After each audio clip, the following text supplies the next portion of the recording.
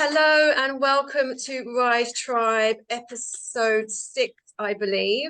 Today, Kirsty and I are here with the beautiful Alice Bowmaker. Alice is one of my dearest friends, but I'm going to try and stay slightly professional at the beginning of this because she has so much to share. So I'm just going to give you just a gentle intro to Alice. Alice is a yoga teacher and personal trainer. And for me, this is a really interesting mix because I've never really been into the personal training stuff, more yoga. So the way Alice brings this together is really, really beautiful, blending ancient practices with modern forms of fitness. Now, that sounds quite simple to some people, but Alice brings many different modalities into this as well. She is a continual avid learner. She doesn't stop reading and researching. Another approach that Alice has recently got into is cyclical living. So this is going to be a really interesting, meandering conversation. I can't wait. Kirsty, do you have anything to add, darling? Yeah, just to say, I am absolutely loving my yoga at the moment. I think I go through like sort of phases with it, like I'm all in on it, and then I take a couple of days off, and then that's it. Don't do it for a while. But I've kind of at the moment I've gone back to full-time teaching, and I come home and I'm feeling utterly drained, exhausted, and I come home, give myself a cup of tea, and then roll out my mat and spend an hour on my mat, and I cannot even tell you how I feel afterwards. I feel like a new person, and I'm kind of at a point where I'm like, everybody needs to do yoga, and I'm that passionate about it. I'm like, should I do my yoga training? So that's so interesting to hear, because I'm massively into my fitness as well, Alice. That you blend the two. That's so interesting. I'd love to hear more about that.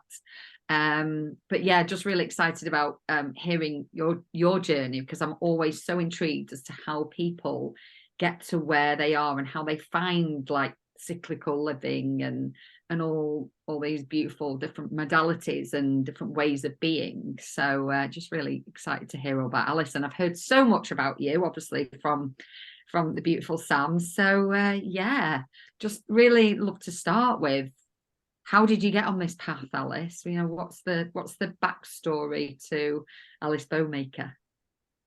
Okay, so I would say the main like the essence of what I'm teaching or helping people with is to reconnect to their bodies. So that's why it either comes through yoga or personal training or other practices. So the essence is using your body as like a medicinal force.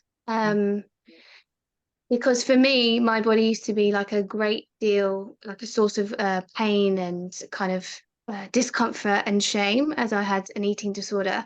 So I guess I had this idea to make it the opposite way. You go to your body when you need healing, when you need to ground, when you need to get out of your head. And whenever I speak to my therapist, if I'm saying I'm really struggling with this, what would you recommend? She's like, go to the body. Go to the body, get out of your head. And I think that this like reversal of how I approached my body was a big part of my healing with my eating disorder. Yeah. It's like when I was a dancer from the age of I think maybe 10, I went to Italia Conti, and so I was always judging my body from the external. What could it do? What did it look like? Comparing it to other people, and also being told that my body needed to change, wasn't good enough, wouldn't fit in. Yeah, because I know a lot of dancers and the brutality of that industry. It's all about how you look and how you move, and Yeah. And comparing yourself to the other girls or guys that, well, obviously girls, because you're comparing your body to theirs, and how do they look against yours? So it can be, if you're not in the right headspace, quite a toxic environment, really. And I think that's exactly right. I think just a subtle shift of perspective with that would make the difference between people getting eating disorders or not, because if you're looking at the dance industry objectively, there is an element of wanting like things visually needing to look the same, and this like kind of the artistry of it. And so I do get it from the objective point of view, but when you're a teenager in a period of time where your body's changing a lot and your hormones are coming in, and so from what I've understood as I've got older, like that time there is a lot of discomfort with girls' bodies as they're changing so much. So if you're not given the right kind of support, or you're not able to like understand that this is just literally a business objective perspective, it's not you that is being rejected personally, it's just your brand or the business side of things, then maybe it would help you to kind of change your perspective. Or perhaps it's that actually we need to go into this when you're 16 or 18, when you're not at such a vulnerable time, and actually putting somebody into the dance industry at such a young age and competing, is that actually a good way of a good thing to do? That was going to be my next point, actually, is like, how on earth is a 10-year-old meant to differentiate between a business and a brand and Yeah, themselves, right? yeah, And I've always, because all of the arts, even like ballet and all of those sorts of things, it's so taxing on a young person to be put into that. But then there's also the love of the dance, and how do you balance that, because it's such a beautiful thing to do as well, but it's where the comparison comes in, and I just think young people aren't equipped for that unless they come from a family that is completely personally developed, which is yeah, unusual, right? That's an yeah. unusual thing to do. And I was just wondering, I don't know how much you're in the dance arena now, but do you think there's been a shift and a change in this recent years, where this support is now available to younger people that are going into the industry? I don't think that the teachers would get away with what they used to say to us, and I probably was on the brink of that change. So yeah, it was very that, we didn't have all of this child protection stuff, when I was Yeah. at school, thing in place, and it was, only came on recently. And I also think there needs to be a balance with that, because sometimes it can go to the other way, that children are too overly kind of, you know, cuddled and not cuddled. All right. Wrapped up in cotton wool, and Yeah. Yeah, there needs to be a bit of that kind of building of resilience. It's finding that balance between the two. Maybe we're still trying to find that now. But I think go on, anyway, Kirst, sorry. human nature compares. Mm. So we are. It's very hard to take that comparison away, isn't it? So Yeah. I don't really know what the answer is for that, because Yeah. I think probably having the like a more so we have skills to develop our kind of physical health, but we don't have skills, and we actually still have skills to develop our mental health a little bit more with meditation stuff. But as my therapist always says, we don't really have a much emotional health kind of techniques in place. So I think if you had more understanding of how do I feel my emotions and ways of expressing your emotions alongside that, maybe, that would help. Yeah. Amazing. Like the emotional intelligence work that we all now participate in is definitely wasn't available or known about in my family when I was growing up. So really interesting. And I love this sense of balance as well. It's like it seems to have gone to the other extreme in recent years, where no one's a winner, everyone gets a gold star or a medal. And so then where does the drive come from? Where does the ambition come from? And how do we balance that out? And for me, like you just said, I think it's being in touch with our own bodies, and actually, and knowing that we all have different strengths and abilities, so we don't all have to succeed in one area. And let's celebrate every area of skill, rather than just these specific things that are laid out for us in school or in certain industries. So yeah, it's a balancing game, isn't it, this one? Yeah. And also a lot of I don't know how healthy this is, but I know that there's a lot of people who I've followed who are successful in their industry, and they tend to be people who kind of thrive on when they lose, like they learn how they're like, okay, how can I grow from this? They use it as a tool, which I don't know if this is also a temperament thing. So there's some people who are more sensitive and kind of need something, and other people who thrive, because I know that definitely people in my school, not everyone got an eating disorder, and not everyone kind of came out of the dance school broken. And I just wonder if I was just a bit more sensitive and it just didn't work for me. That's really beautiful. Kirsty and I talk about this a lot. And also, like, so how everyone is different, and we all have different learnings and ways of learning and different temperaments and different personality types. And we talk about the color personalities that we've recently done, the love languages that we're currently looking at, and what people require for their growth is different. And so the standard schooling system, which is a set box of a way of being and teaching, does not help everyone. So, and it's the same, it sounds like it's the same in the dance industry where you were, and probably many other performance arts as well. It's like, you've got to be open and adaptable to everyone's learning needs and abilities and how we all operate. And I think that's true of life generally, is learning how to be open to different ways of being, and without judgment and without expecting things to be a certain way. Super interesting.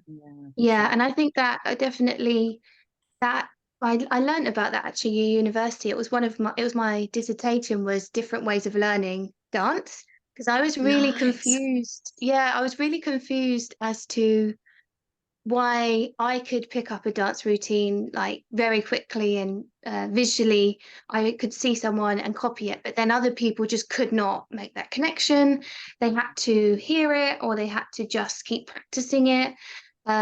So yeah, I learned that there's different types of learning, such as kinesthetic, visual, oral, and there's another one. And Auditory. that definitely, what's the other one? Auditory. Yeah, yeah, Yeah. yeah. And even now, like if someone's talking to me on the phone about telling me stuff that I don't really understand, I always say, can you just send it to me in writing? Because I'll be able to understand it a lot better. And that also affects how I teach. So I'm aware that I just look at someone and I'm giving them verbal instructions, but they're just not getting it. So I show them and use all the different ways. I think that helps. From a teacher's point of view, that definitely helps. And so do you feel your experience of your own challenges of ways of learning has then helped you teach others? Yeah, definitely. I think I was just, part of me was like, I just don't understand why people aren't getting this. So what, and then when I don't understand something, I have to go and learn about it. Yeah. Like for me, it's not good enough to just accept if I'm teaching a client and we're trying to work through a problem, such as their back keeps hurting. It's not good enough for me to just say, for it to not work, or I want to learn why and what's okay, what can we try that does work. I know why you two are such good friends. Sounds very much like that on yourself. Perfectionist. Yeah. There's probably an element of fear of failure, of failing somebody there as well. And kind of, yeah, and the perfectionist having trying to be the best with that. I think And would there's you say definitely that perfectionist, sorry, Sam. That's all right, darling. Go on. Would you say that perfectionist has always been there? Would you feel like it's really exasperated because of dance? I think it's always been there. It's just who my temperament, I would say, and it's sometimes it's a blessing because I can pick stuff up. I have a very quick brain, usually when it's not financial stuff, but then obviously there's the downside of the over criticism of other people, obsessively thinking about things. So finding that balance. It is that balance, and learning that about ourselves, knowing that it is a strength and a weakness, and how do we combat the weakness side of it and make allowances for that with no judgment and harshness to ourselves, which for me, that's where the self-love side of it comes in. But I also looked at it because yes, perfectionist, and yes, the wanting to help people, and but it's also a problem solving thing for me, and the curiosity. So if I swap that, I'm being a perfectionist too, I'm actually just really curious, and there is a way, and we can find this way. That feels like a softer approach and a softer way of being with myself, rather than, oh, I'm doing the perfectionist thing again, I have to be right. It's actually more curiosity. So that little swap of words for me has been very helpful. Yeah, definitely. I'll definitely bear that in mind as well, as Yeah, curious definitely. problem That's how I solver. see you. You're just like, oh, there's a problem, right? I'm going to go and find out what the answer is, and she's off. It's absolutely brilliant.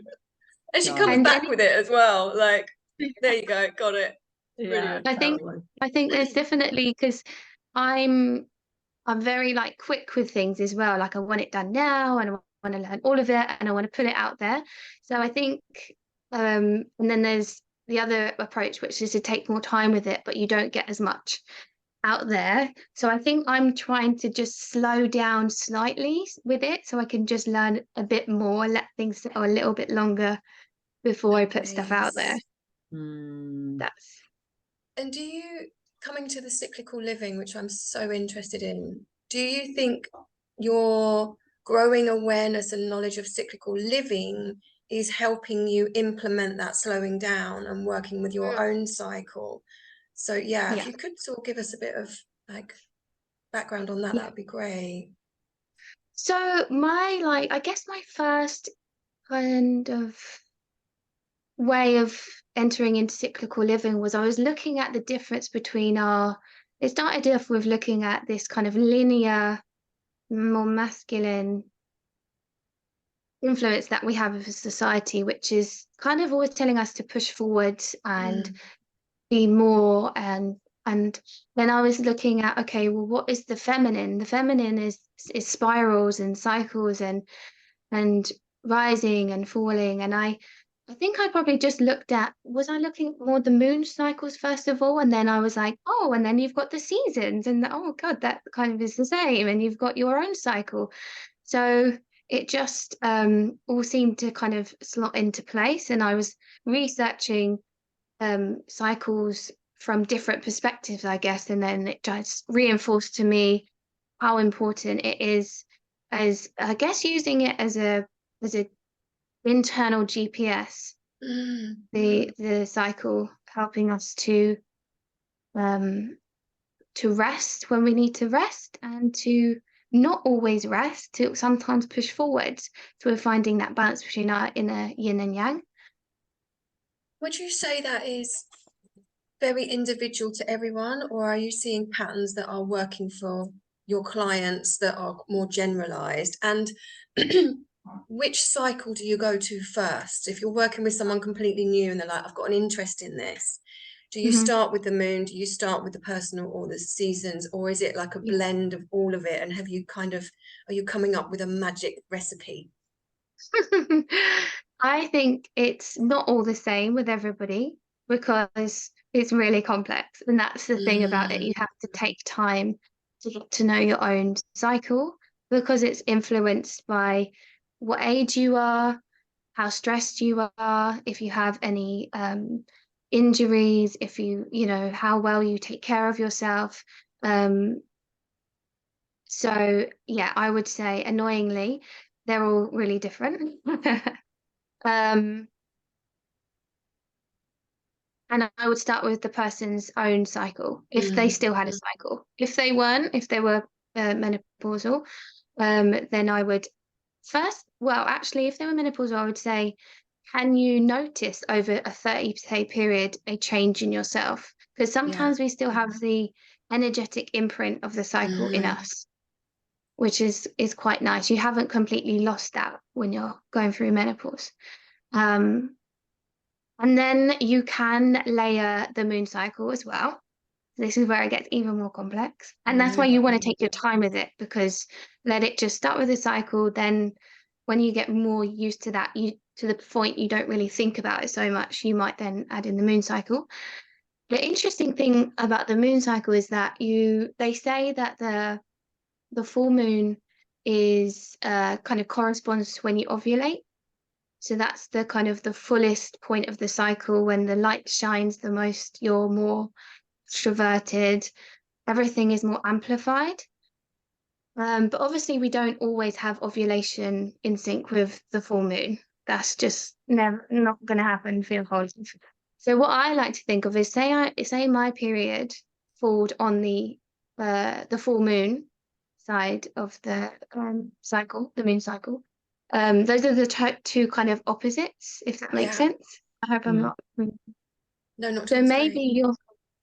whatever happens, how you feel around your period, whether that's you feel more emotional or more sad or angry or whatever, that probably potentially could be amplified even more at the full moon, because the energy is higher. Maybe it's more external as well, because the full moon is more external. Interesting. So If maybe you had your period at the dark moon, which is more inward, maybe you would feel even more inward on your period, yeah, and your emotions would be even more inward.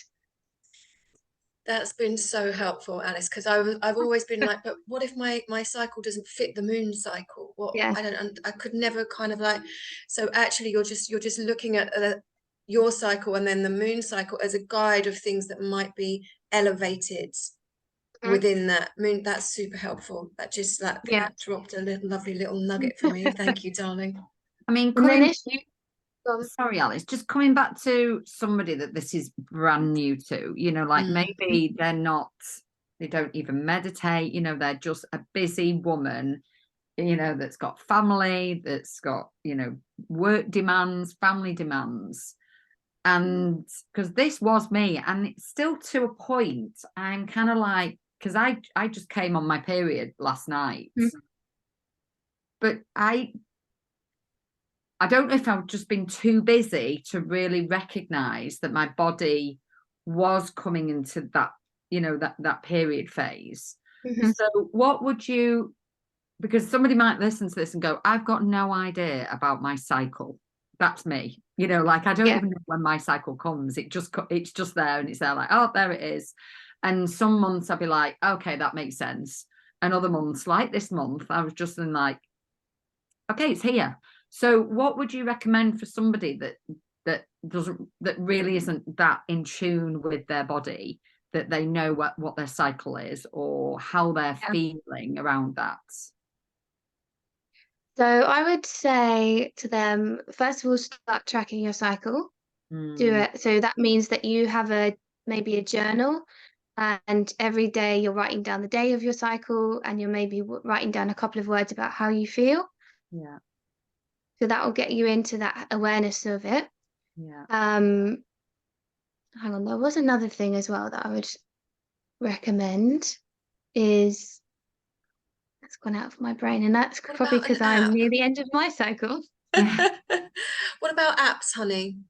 Yeah, you've got loads of period apps now. I tend to focus more on the kind of physiological side rather than the kind of mental, emotional side of. But the Red School, who I trained as a cyclical mentor with, the first thing they said was make a circle and then split it up into, I don't know, 30 days maybe, and then you can sit in a natural circle there, which quite help if you're visual. That's nice for visual. Very nice. Yeah. And again, it would be different types of learning, different types of how you like, because some people love to journal and other people like just put it on my phone. I can set an alarm and I'll document it. Yeah. Super Yeah. interesting. And then if you're also visual, you could think of your cycle as like there's either 4 stages of the moon or 4 seasons. The seasons is quite nice because you can understand that as well. In terms of spring is like the kind of first quarter of the cycle, when we're like that, like new seedling, that baby duckling, very fragile, quite innocent, and kind of like a little bit excited about stuff. But still, I would say quite fragile. So if you have like, okay, I can go into that next. And then you've got the second quarter, which is summer, or inner summer, you would say. So you're kind of a little bit more extroverted then. Maybe you're feel more self-confident and want to be out in the world a bit more. Then you've got the fourth quarter, which is your inner autumn, which is kind of where you start to have that kind of decline. And it's like your leaves are falling off, so you're shedding. So this is where sometimes they say all of the bullshit goes away and your truth speaking comes out. So this is where your real feelings, where in the first half of the cycle you've been putting up with a lot and people pleasing, and this side you're like, actually no, that didn't work for me the way that person spoke to me. And this is where we start getting annoyed with our loved ones and taking it out. So interesting. So this is the time when I would say to journal rather than express everything. But yeah, word from it. And then you come into your inner winter, which is the last quarter, which is obviously everything's more still and introverted, and it's a good time for reflection of what didn't work on that last cycle, and what you would like to focus on in the next cycle. So can I just ask you then, Alice, in your menstrual cycle, what is the first quarter? So that would probably be from day 7 to day 14. Okay. You had a 28-day cycle, roughly. So just for people that aren't aware, day one is day one is what? the inner winter. Okay. I'm gonna need a visual. Yeah. And actually maybe I should have said the first quarter was winter. That might have made that more clearer. We're going day one. If we just say day 1 to day 7 is the inner winter. I'm gonna write this down and I'm gonna post my drawing. Day 1 to day 7 would be like your inner winter. This is when you're in your period, basically. When you start your period is day 1 of your cycle. I think Thank you. That's the thing. Day 1 is when you start when you have your period. Yeah. Perfect. Okay. Then day 7 to day 14 is when you are in your inner spring. Brilliant. This is great. Okay. Yeah, it is. Then day 14 to 21 inner autumn. Hang on, no, inner summer, sorry. We're getting there. Kind of different learning styles. We're being really kind of specific about these days, but obviously for everybody they're going to not be specifically these days. This is just a guide. Yeah, because everyone feels different. So if you go, oh no, actually I feel better at that point, and but then that's where we're going inwards, and we're looking at our own cycle and working with that. And having a more feminine, intuitive approach to things rather than a very logical, analytical, more masculine approach. Yes, that's lovely. I really love that, because I needed to know what the dates were. What day is it?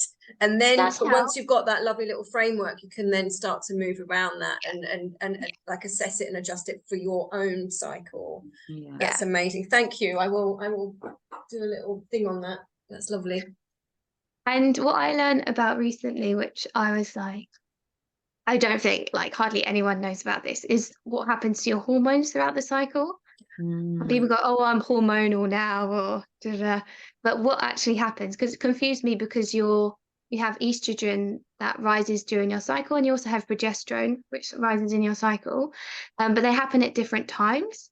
So you have, after you finish your period, you have a rise of estrogen, which goes until ovulation, and that's like the hormone that makes you feel good. It's the pleasure hormone. It's what gets you out there and wanting to obviously mate with somebody else. You have to feel good about yourself and stuff. And then after you ovulate, you get a little bit of a dip of that ovulation, of that estrogen, which sometimes can mean that people kind of feel a little bit bad after ovulation. We're getting a little bit of a dip, and then it comes back up again, which I didn't actually know until recently. So that made a lot of sense for me. And then after ovulation, you start to get a rise of progesterone, which is what helps us sleep and feel calm. And it's ultimately what it would help to continue a pregnancy. as well. So if you got pregnant, you would get a continual rise of progesterone. But if you don't get pregnant, about 5 days before your period, you get a drop of estrogen and progesterone. So basically, you get a withdrawal every single month. It's like being on a incredible. drug and you're going through a withdrawal every single month, which is Wow. where the premenstrual stuff happens. This is just beautiful. Thank you for explaining that, Alice. And also, like, number one, that just gives us like, oh, there is an actual chemical reason for what's going on, which is helpful in and of itself.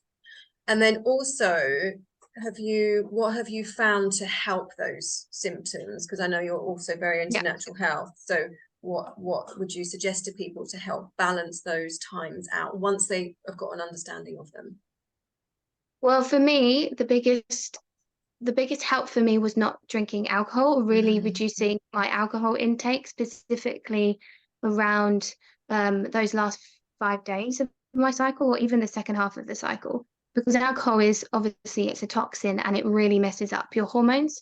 It can really increase your levels of either estrogen or progesterone. I'm not 100% sure, which then means obviously you're going to get an even bigger drop at the end. Wow. So you're trying to keep in more of a balance of your hormones and help to keep, you want to be encouraging that natural kind of detox of your hormones in the month. So you don't get a massive buildup of them and then a massive drop at the end. So super cool. Eating good food, I think it's estrogenic. Alcohol causes an increase of estrogen, which if you, like anything, if you have too much, it's going to make you feel out of balance. So you want to keep eating healthily, drinking water, reducing the chemical toxin load as much as you can. And then there's different things, like some people have low progesterone, so they never get that nice calm feeling after ovulation as well. They're quite low in progesterone. So you can start to eat progesterone boosting foods as well. That's in the really second half of your cycle, like avocado and different things like that. I will look further into that, because insomnia is a thing in my world at the moment, and I don't feel like I'm getting that calm moment or time in my cycle. So I will definitely look into the how do you say it? Progesterone. That's awesome. Still can't do it. Anyway, never mind. And there's another thing that I think is quite important to add. It's that at different points of our cycle, we're also less resilient to stress, whereby it really will affect us if we get stressed out. It will have a detrimental effect, whereby maybe a man who has just the kind of testosterone throughout the cycle, is not having this wild ride of hormones, is can handle a little bit more stress and not physiologically affecting them or mentally affecting them. Women do get more affected, and this will be in the last 5 days of their cycle when we get that drop of hormones. That drop. Okay, that's so super interesting. So people say to rest, and even actually spiritually, mentally, they say like rest on your period. Physiologically, it's better if you're gonna tailor off your workout regime and try to reduce your stress load. The time would be the week before your period, to then not have a really kind of painful, heavy period. That would make a difference. So the week before your period, you're easing off. Wow, I thought it would be the week of your period is where. Oh, okay, right. Yeah, because I suppose like that extra exercise and demand on your body is causing stress, but just at that time it's not stress that's going to be enabling your body and boosting your body. It's actually doing more harm than good. Yeah, and if you do fasting as well, it's really important not to fast before as well. Oh my goodness! I need to listen back to this. I'm not talking because I'm deeply listening, and wow, because again, I mean, I pretty much fast every week and give myself the weekend off. Never even thought about cycle. Yeah. Wow. Too much for the body. What's the rationale behind the no fasting the week before? Because it's putting your body into, I guess, there's too much stress. Stress, yeah. Whereas other points of your cycle, you can handle a bit more of that stress, which would probably be, yeah, the first half, I would say more, and not so much around ovulation. If you're interested, I learned a lot from Mindy Peltz, who does fasting for women, and she We'll talks a pop lot her. around fasting around your cycle, because a lot of fasting research and advice is based on what is good for a man's body, but not a Yeah. woman's body. And so you can get women fasting for too long, and it's causing more cortisol in their body, which then is, if they were trying to lose weight, it would stop them losing weight. So then they're kind of in that really difficult kind of place, So which is, interesting. yeah. So varying the length of your cycle is really important. Varying the length of fasting throughout your cycle is really important. Mm. And are you And talking about complete fasting or intermittent fasting or both? I'm talking about, okay, so the type of fasting I am talking about would be intermittent fasting. Yeah. But then you can do complete fasting, but you would just make sure it's at a certain point in your cycle where you could Yes. handle it. And also that That's maybe you've been doing fasting for a long time, you weren't stressed as well and had a lot on your plate. You need to be in a place where your body isn't going to get really freaked out by you doing a long fast. So somebody who's never fasted before, I would never say do a 24-hour fast, because it's too much. You need to do it yeah. slowly over time. I'm That's so so happy for this interesting, Alice. conversation. Yeah, go Yeah, on, Kirst, go so on. interesting, Alice, because I've been thinking about, I did a water fast, a 72-hour water fast a couple of years ago, and we spoke about it, didn't we, Sam, a while ago, saying, we'll do it at some point. And a mutual friend of mine, Sam's, was just on social media talking about how she had recently done a 72-hour water fast, and I was like, and I felt like I'd fallen off, my healthy habits of eating and the food combining that Sam has taught me about. So I thought, you know what, this would be a really, really great reset. So in true Kirsty fashion, I had the idea, maybe let's say Tuesday afternoon. By Tuesday night, I had my final meal. Okay, started the app. I'm doing a 72-hour fast. No idea what my cycle is. We're in autumn, winter time, which is, like talking to Sam, probably not the best time to fast. Yeah. I did 48 hours, and I just got to the point where, and I was working, so I was back full time in school, full on energy, and I got to the point where I'm just like, right, do you know what? I've done 48 hours. I'm tired. I'm hungry. Fuck it. I'm breaking my fast. I've done 48 hours. Well done, me. And, just looking back, and I know Sam did say this to me, before I started, but It wasn't before you started. You didn't tell me. You just, oh, I'm on a fast. I'm doing 3, and I'm like, oh dear Lord. yeah, mate, yeah. That was it. No, I think I said to Sam, I'm doing a fast, and Sam was just like, okay, think about this, Kirsty. Think about this, and I'm just there like, right, okay, plan it beforehand. Like you're saying, rather than just going diving in, because you could be doing more harm to your body than actually what your intention is of being good to it. So for anybody like me who's just deciding to just dive in, do it properly so that you're giving your body the best support and the best conditions to succeed and to really nurture your body properly. Yeah. And I would look at, why are you doing it as well? Is it coming from a loving place, or is it coming from a place of panic and fear? And then maybe it's a knee-jerk reaction, rather than kind of thinking sensibly about Yeah. I do it myself as well. It's like, okay, this will fix. We all do it, and I think it's the masculine push energy that we are still working our way through and out of, and having more spaces like this where we can talk about this and say, look, we can do this in a gentle feminine way. We can do this in a way that's correct for our bodies and our cycles. We don't have to go and hammer stuff.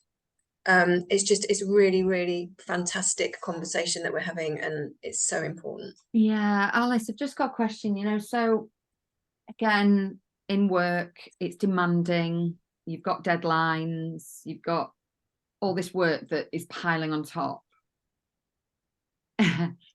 going to your boss and going, sorry, you know, I'm in my you know, sort of winter part of my season, I'm not going to be able to make that deadline. How can you, they'd laugh you out the place, wouldn't they?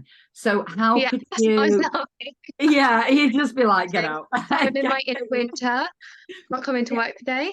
I'm in my If you winter, not like, feeling well, it today, so I'm not going to meet that deadline. So, yeah. I mean, what advice do you give your clients for people that, you know, they are living in this masculine society of push, push, Yeah. push, corporate world, deadlines? How do you help your clients sort of navigate through that time?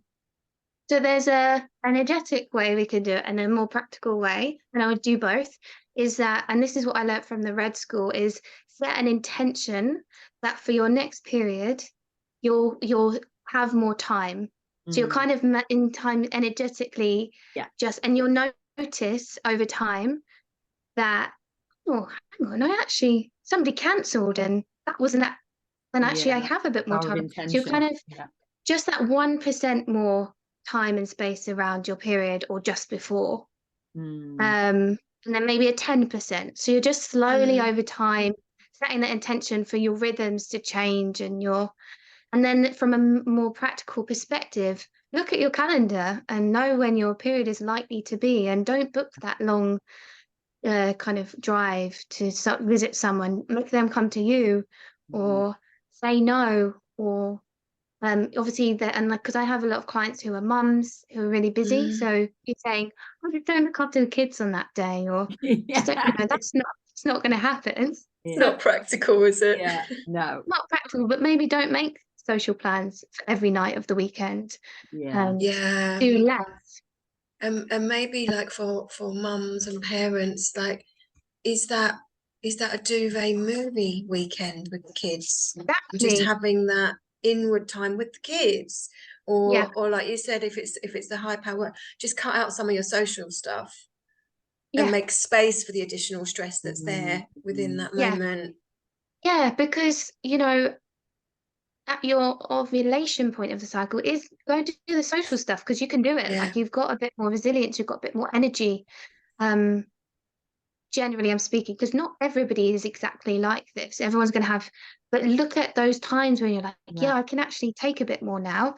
And then look at those times. And this is where doing it month on month on month, you'll work out what your cycle is. And this is something that I just love about witnessing your journey with this Alice, who has been proclaimed get it all done, push energy person. I want it now. Watching you go through all of this and on your learnings and your own sort of journey through learning the cyclical living has just been beautiful to observe. So I just wanted to say that. And I know the depths that you've gone to. So when you're speaking about this, you are speaking with complete authority on this subject, because you have absolutely walked your talk with it. So it's absolutely beautiful. And I just wanted to ask you another thing. I've got another question. I'm aware of the time, but so this is a reflection of my own. My periods used to be pretty damn awful and my moods erratic, and definitely looking back, everything you've said was happening, but I just didn't have an awareness of it. And I would drink more wine and eat more shitty chocolate on the 5 days before my period, right? That would be my go-to to numb the shit out of that. That's like a time when I've looked at people who are addicted to alcohol, when I looked at sobriety stuff, that is the time when they're most likely to relapse, is 5 days before their period. Interesting. Yeah. That's so interesting, because I come from quite an alcoholic background, so super interesting. But what I would say, which and it made me think about this, Kirsty, when you said you don't really know when your period is coming. I don't know now unless I check my app, which I've started using, thank you Alice, which is being really helpful. But I think it's because I'm generally more naturally healthy. So the big cramps have disappeared, the sore breasts have disappeared, the crazy moods. I mean, I've still got but now I can kind of see them in a more like, oh, I think maybe this is the time, because it feels like just subtle changes that I'm able to sort of feel and notice, and not like the crazy roller coaster. And I really do feel that is where I've removed a lot of toxicity out of my general lifestyle, changed my diet, massively reduced alcohol. I'm not teetotal as of yet, but it's not a daily occurrence. It's a treat more than anything else. So do you feel that just by, and when I say just, I know it's not an easy process, but just by tidying up your toxic load, that you're going to automatically improve your cycle? Yeah, I would say if somebody has a bad period, and this is from my own experience, the first thing I would say is to look at your alcohol intake, because that just creates inflammation in the body, apart Yeah. from, you know, increasing your estrogen and other things like that. So yeah, absolutely. And if somebody doesn't cleans up their diet and is still having the pain and things like that, just to note that you haven't failed and you're not doing Yeah, anything. So maybe absolutely. there's a time that there's actually some emotional stuff going on there, some energetic stuff, and it's time to do some connecting and meditation, connecting to your womb, to go and Yeah, see somebody who also might help to release any trauma or blocks that you have there, because there's also that element of pain absolutely. trying to tell us something as well, our body trying to Beautiful. tell us something. You remember when we were in Mexico and I was like, my period came and I had the pain and I was like, okay, we're going to connect to it and say, what are you trying to Yeah, tell me? And then I it went remember within 2 exactly. minutes. It was And beautiful. yeah, and it doesn't always happen like that, but it was really interesting that happened. So I would approach things with more of a scientist, experimental approach, and that, okay, this didn't work. Okay, let's have a look at this. Maybe it's this, and like give it some space to breathe Yeah. and not so fixated. And we're so, in terms of ourselves as our initial journey with this, it's, yeah, looking at this as an exploration rather than I must do this, this, and this. These are some Yeah. guidelines that we can work to. These are certain things that might help, but let's work out what actually works for us as an individual. And then we take that to our clients, because it's, for me, it's a massive tapestry weaving of all different things. And we can't just come in with this regimented one thing. And I think that's what we're all starting to really Yeah. explore as a society, as well as just within this field.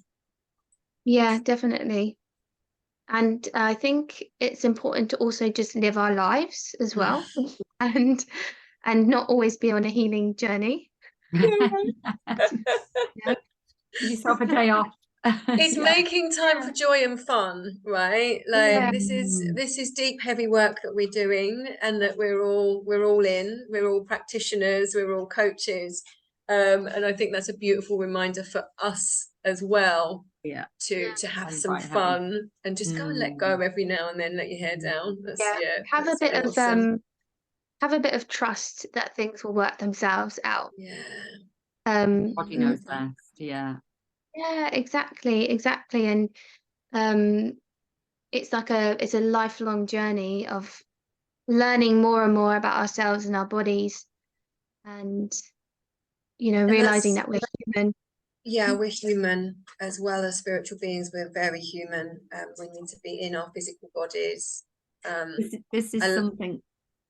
Sorry, go go on, on. Sam. No, go on. I've just lost No, my this track. is Go. just listening to you. I'm like, because I've got a 12-year-old daughter. She's 13, and she'll kill me if she heard this, but she started a period, and this is definitely something that I'm going to see if I can introduce to Phoebe. Like just keeping, maybe give her an app, or find something that is going to work for her, Yeah.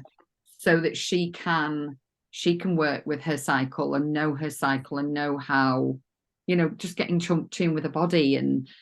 And yeah, this is great stuff. I mean, gosh, Yeah. this should be taught in schools, like Absolutely. Oh my these God. period talks. Well, this should be part of that period talk. And If I had this Yeah. information, that would have oh been my amazing. goodness. Mm.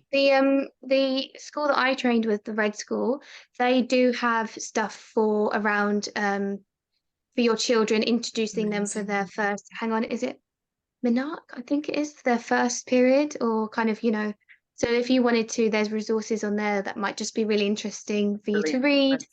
read. It's called, I think it's the redschool.net, maybe their website.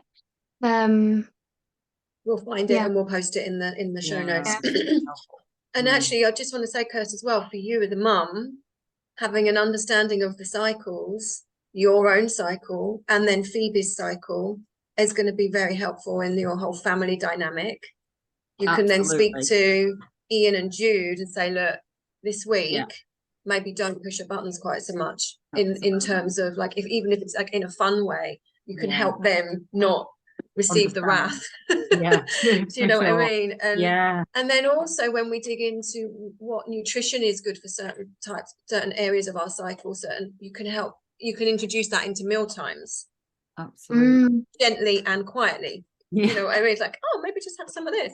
So the work in progress, as you know, Sam. This is so interesting. And it also all ties in with our personality types, our love languages, our cycles, like all of this stuff is so interesting. Fascinating.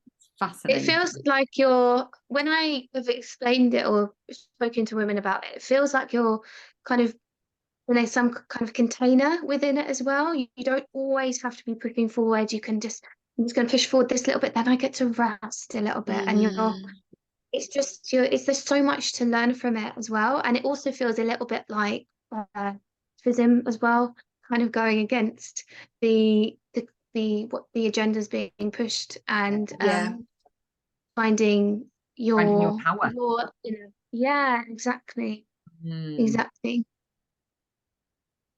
And it comes down to loving ourselves and allowing ourselves to be with our bodies and in those cycles. Yeah, because there's a part of yourself. Mainstream.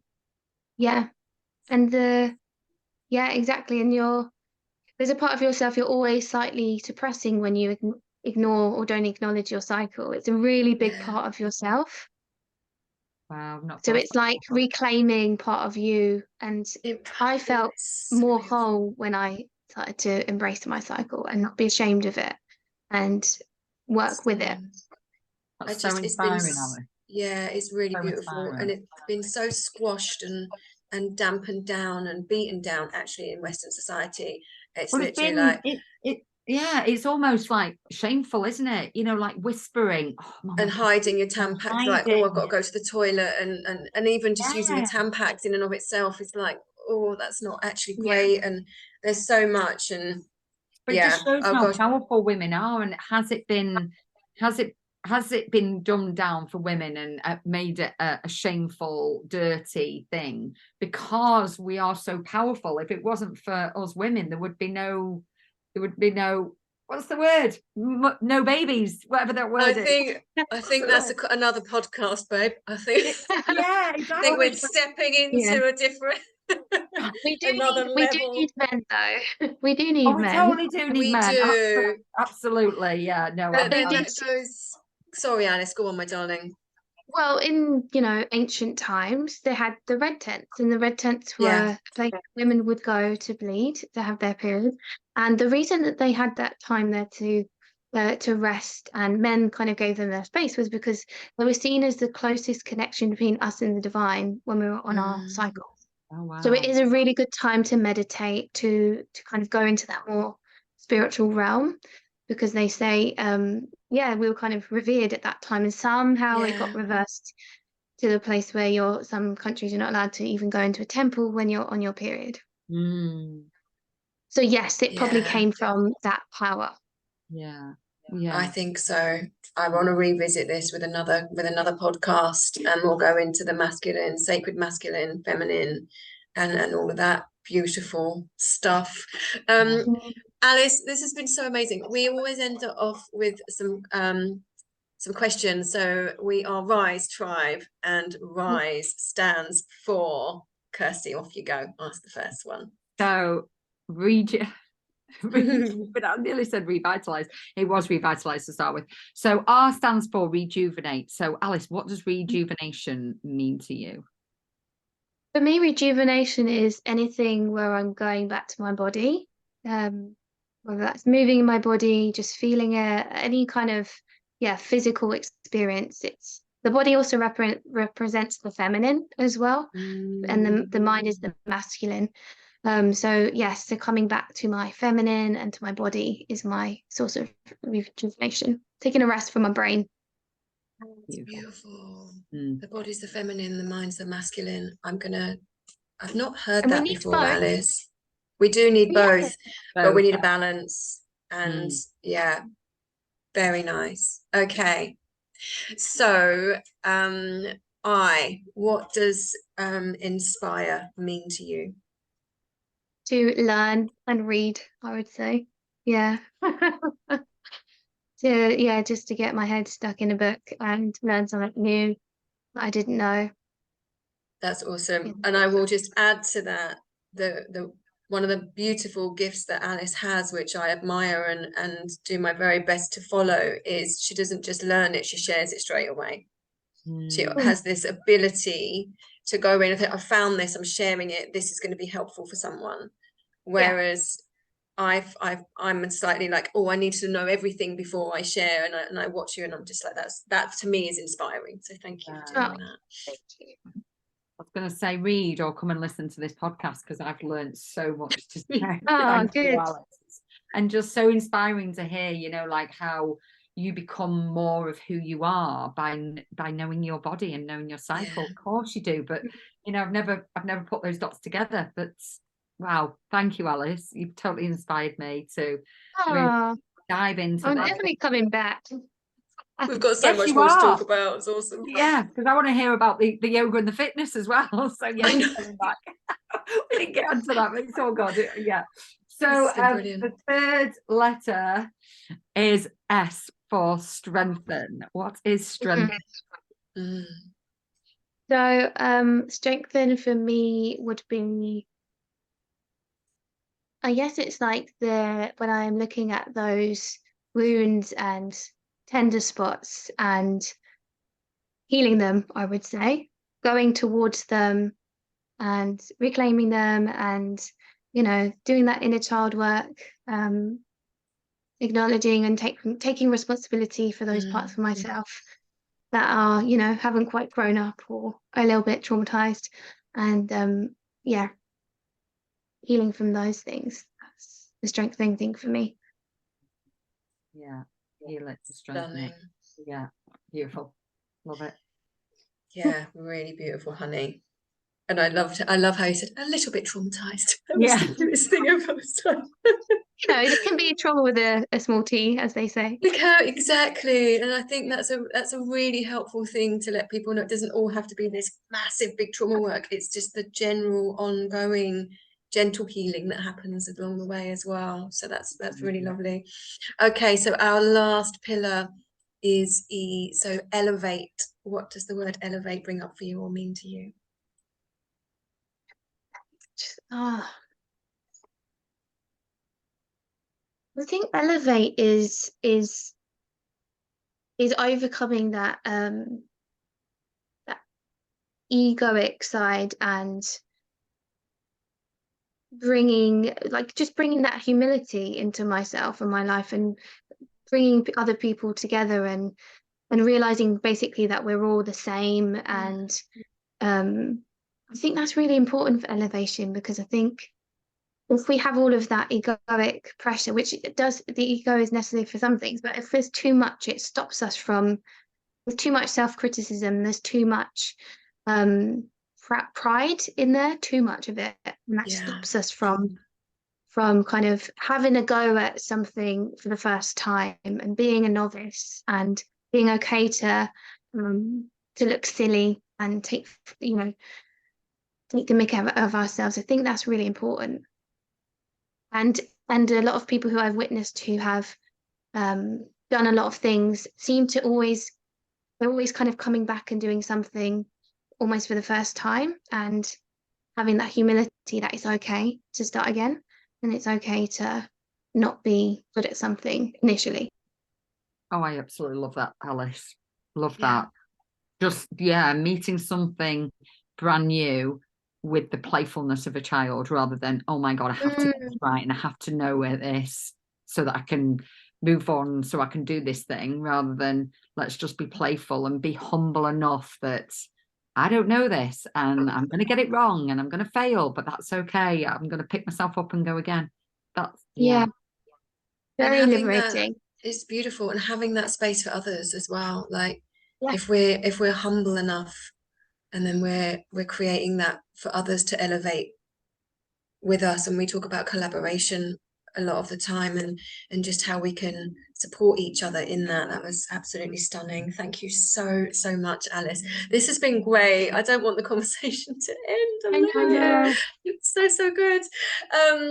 Is there anything closing that you wanna finish off with, Alice? Is there any words or anything you want to say? No, I don't know. I feel like I've said everything I need to say. Nice. Yeah, I think so. I'm just thinking about stuff that I'm doing that's coming up. The thing is, I'm working with clients one-to-one at the moment, in person and online. And I'm doing the mixed modality stuff, which I did on the course with you, Sam, and still kind of finding my feet with it, I would say. Wanting to do more workshops and retreats next year. Lovely. But I haven't quite got all of those things in place yet, because I've just given myself a bit of grace to myself be in a new place, and give myself the time to work out also what it is next I want to share, because I'm slightly different to the last time I did a retreat and a workshop. So I don't feel like it's going to be the same. That's I just need a little bit of courage to kind of get back into it next year. And you're honoring your cyclical rhythms and taking a moment, right? Which is just perfect. I can't wait to see what you've got coming, because I know it's going to be amazing. And I'm just going to pop it out there, maybe a retreat in Mexico. Just I'd love to. Just as a little definitely. seed. So Alice, where can people find you if they want to know more or connect with you? On my website, AliceBowmaker.com. I've been recording some meditations as well, which I've put on my Spotify and YouTube as well. Beautiful. So I quite like those. And yeah, I'm in London at the moment, in Essex, in Chingford. So if anyone's around there. Lovely Essex. We love Essex. Yeah. Just on that, do you do online clients, or is it online in person, whatever? So if somebody wants to get in touch with you who's not in Essex way, they can still work with you. Yeah, I do like either fully online or a blend of the two. Sometimes, like one in-person session, one. I'm kind of flexible with it, to be honest with people. It's what they can afford and what works for them. Always needs to feel comfortable for them to take up sessions with me, because I know that these types of things are a luxury for people. So I try to tailor it to whatever somebody needs. Beautiful. Absolutely Alice, awesome. what a joy. It's just been so great. We will pop your links in the show notes so people can find you. And thank you so much for coming on. This has been great. Loved every minute. I'm taking so many nuggets away again, which I always do when we speak. And just thank you for sharing your beautiful heart. It's been awesome, Kirsty. I just really eye-opening.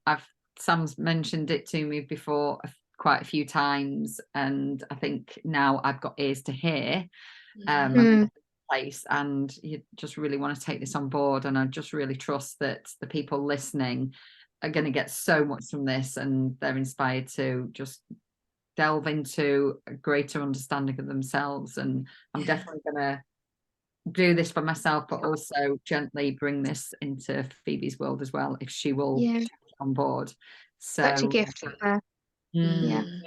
So thank you so much for the inspiration to really look at this. So it's great. Amazing. Thank you for having me, for all of your just enthusiasm and support. It's just so lovely to receive. Brilliant. It's been so good. And Alice will be back, guys. Don't worry, don't fear. She's definitely coming back for episode 2.0 and more, I think.